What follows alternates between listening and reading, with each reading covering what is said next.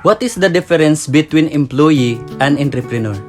The main difference between employee and entrepreneur is that the employee should follow the rules and instructions given by an organization, while entrepreneur is the one who makes the rules and issues instructions for employees. Employee and entrepreneur are two titles we can find in our organization. Both employees and entrepreneurs work for the betterment of an organization. However, entrepreneurs work for themselves while employees work for employers or entrepreneurs. Who is an employee? An employee is a person who performs specific duties for a company. An employee always seeks help from the administration or from the employer at work. At the same time, an employee receives a salary for the service he or she is offering for the company. Employers are also entitled to the benefits given by the employer. Furthermore, employees are protected and secured by law in terms of employment rights. They can take different types of leaves, such as sick leaves, casual leaves, paid leaves, and other leaves, according to necessity that employees have the right to take the leave. There is generally a written or implied contract of the employment between the employee and the employer. Employees follow the instructions their employers given them at the same time.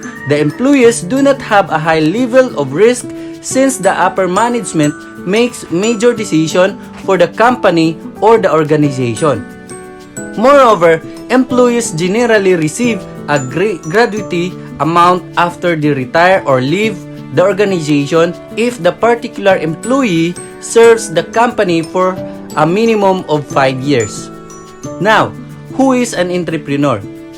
An entrepreneur is a person who creates a new business while bearing risk and enjoying most of the profits and the rewards.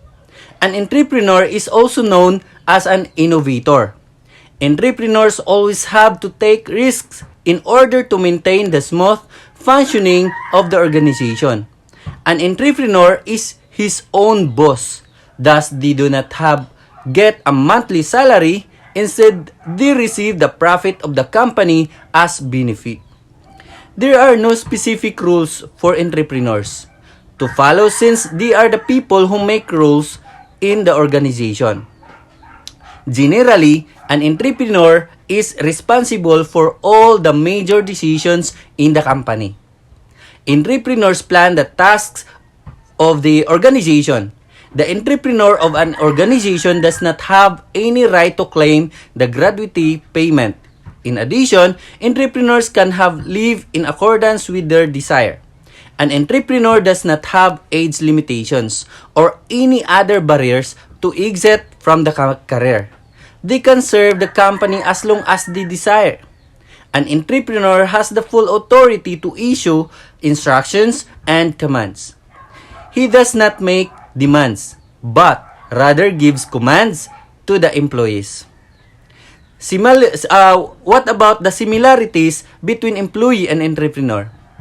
Both the designations employee-entrepreneur can be seen in organization context.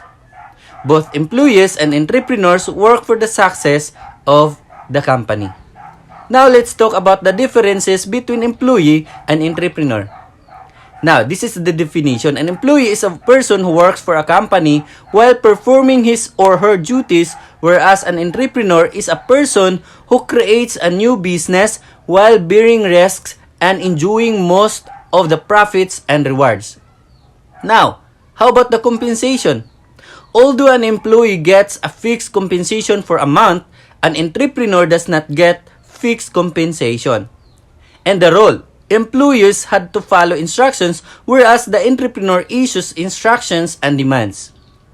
How about responsibility? Although an employee is not responsible for each decision of the company, an entrepreneur is high of every decision. How about leaves? Employees are entitled different types of leaves, accordance with the necessity, whereas entrepreneurs are not entitled to specific types of leaves. How about the retirements? Employees have a specific retirement age limit, whereas entrepreneurs do not have an exact age limit to exit their career. They can work as long as they desire.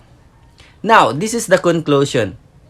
The key between the difference of employee and entrepreneur is that the employee should follow the rules and instructions given by the organization, while the entrepreneur is the one who makes the rules and issues instructions for employees. In other words, entrepreneurs work for themselves while employees work for employers or entrepreneurs. Thank you.